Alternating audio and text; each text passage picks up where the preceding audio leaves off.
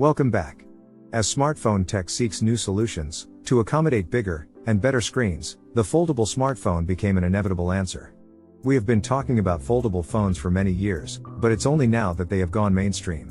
Now, beyond the foldable model, Motorola is now planning for smartphone with a rollable screen.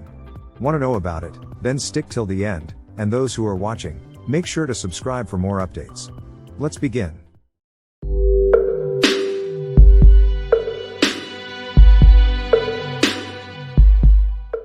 Motorola is eager to try its luck in the innovative space, and after showing its potential with the Moto Razr Foldable, it is now looking to enter the rollable segment.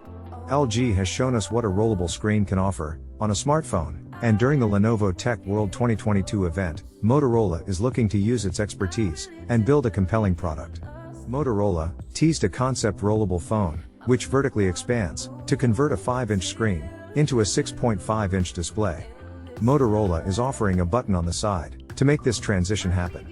It says that anyone switching from the 5-inch to 6.5-inch screen will see the content seamlessly increase its size and fit according to the current status of the rollable phone. This feature is most useful while you are watching a video and you would prefer to see the content on a bigger screen without moving to another device.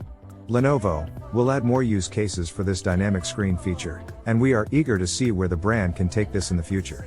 The rollable phone from Lenovo and Motorola is still at the concept stage, so we don't expect the full product to roll out in the market. In fact, there have been past instances when a concept model failed to make it to the production stage. But we are hopeful that Lenovo and Motorola, with its prior expertise in the foldable laptop and phone segment, can innovate further to make this product the real deal.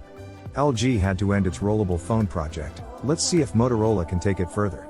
The company has invested in foldable OLED screen technology, which augurs well for the brand and its prospects in the foldable space in the coming years.